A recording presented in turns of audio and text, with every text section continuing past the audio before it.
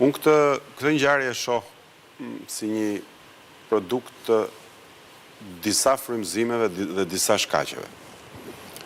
Natyrisht që ndërhyrja e shtetit grek për rastin e dhunimit të atij personit nga rojet e sigurisë ishte e drejtë për drejtë dhe si gjithmonë. Dhe atu përmend shtetas grek 1 dhe pronë për të pronën e tij 2. Dhe pronë e tij 2. Domethënë tash ishte këtu gjithmonë në këto lloj deklaratash ajo që vihet në diskutim është sovraniteti i një shteti tjetër në fundit. Sepse Shqipëria është sovrane jo më në Vlorë ku ka ngrit flamurin, por shumë më larg se sa Vlora në veri dhe në jug dhe nuk është fare ky lloj diskutimi.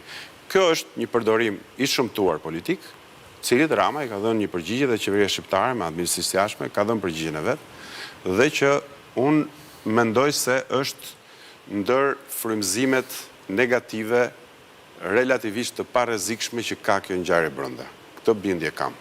Do të thotë, ne sot ndodhemi në një situatë si shtet kur vitet 90 që ne na destabilizonin, sapo vinte një deklarat nga Athina, sapo vinte kërcënimi për një operacion fshesa, sapo shfaqeshin autobuzët me emigrant paligjshëm shqiptar ekonomik në Kakavidh dhe Kapshtic që i kthenin mbrapsht me qindra dhe me mira, unë mendoj nga ai moment Shqipëria ka kaluar, jemi bërë antar të NATO-s, e kam thënë në këtë studio, do ta rikthem, që kemi konsumuar një përplasje siç ishte ajo e Fredi Belerit, ku ne diplomatikisht kemi dalë fitimtar, tjetër punë pastaj se çka ndodh. Unë dakord, po unë këtë foton e shoh me shqetësim, me thënë vërtet. Kjo nuk paralemron, nuk paralemron kthim të mirë. Kjo është shqetësimi. Shqetësimi nuk është klim e mirë. Shqetësimi është dhe natyrisht. Dhe të vish pas javë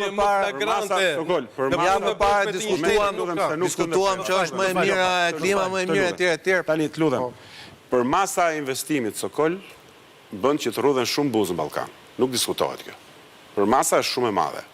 Domethënë 4 miliardë euro për një vend si Shqipëria. 4.5 Rama sot. 3.5. 4.5. Aq po keq. 4.5 janë mbi 60% mos më lejo të gaboj e buxhetit të Shqipërisë vjetor. Aq flitet që do të jetë ndikimi i saj në GDP. Është 1/4 e GDP-s. Sa kushton vendi? GDP-s po them për buxhetin. Po mirë, por dhe GDP-ja ka vlera të është 60% e buxhetit shtetit. Pra është shumë.